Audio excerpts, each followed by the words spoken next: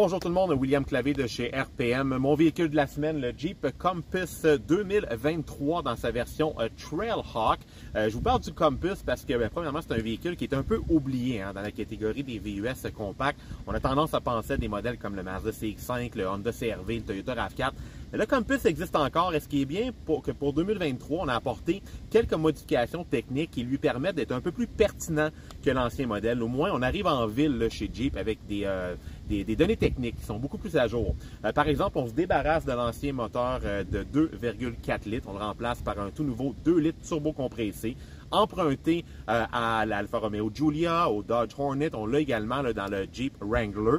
C'est un moteur d'ailleurs qui a fait ses preuves aussi en matière de fiabilité. Donc la bonne nouvelle, c'est qu'on risque de ne pas trop avoir de problèmes avec ce moteur-là. Et l'avantage, c'est qu'on augmente considérablement la puissance et le couple. On passe de 172 chevaux à 200 chevaux et le couple passe de 177 à 221 livres-pieds. Une belle augmentation qui permet justement au Compass d'être un peu plus concurrentiel face à ses concurrents.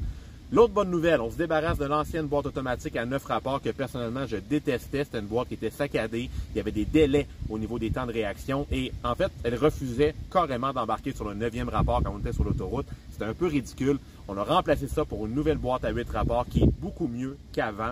Elle s'harmonise en fait beaucoup mieux avec le moteur de 2 litres et elle permet au véhicule d'aller chercher une consommation de carburant somme toute intéressante. Dans mon cas, j'enregistre présentement une consommation sous les 9 litres au 100 km, ce qui est plus qu'acceptable pour un véhicule qui vient avec les 4 roues motrices.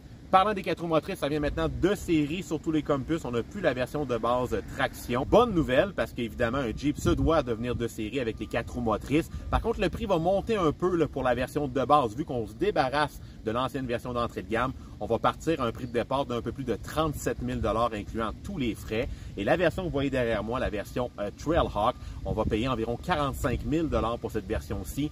C'est un peu cher payé. C'est sûr qu'on a par contre un véhicule qui est un peu plus agile pour les sentiers battus. C'est surtout un ensemble esthétique. Là, on n'a pas les capacités en route d'un Wrangler, mais ce qu'on apprécie avec la plupart des produits Jeep, c'est qu'on a des systèmes, des rouages intégrales qui sont efficaces, surtout pour la neige et les conditions hivernales. Alors là-dessus, c'est toujours réussi de la part du constructeur. Un véhicule qui ne fait rien nécessairement mieux que la concurrence, mais par contre qui se positionne très bien maintenant avec sa nouvelle motorisation et qui vient avec un design qui est assez iconique. Les gens vont aimer le fait qu'on a un peu de Jeep Wrangler dans l'apparence du Compass. Et on va chercher des ressemblances également à des modèles comme le Cherokee, le Grand Cherokee. Quelques révisions esthétiques qui ont été apportées en 2022 lui permettent d'être un peu plus moderne. Et voilà, topo rapide du Jeep Compass 2023. Évidemment, il y a plein d'informations sur son sujet sur rpmweb.ca. Mon collègue Sylvain Raymond, d'ailleurs, était au lancement du véhicule. Il lui va en détail dans son article. Allez lire ça, ça vaut la peine.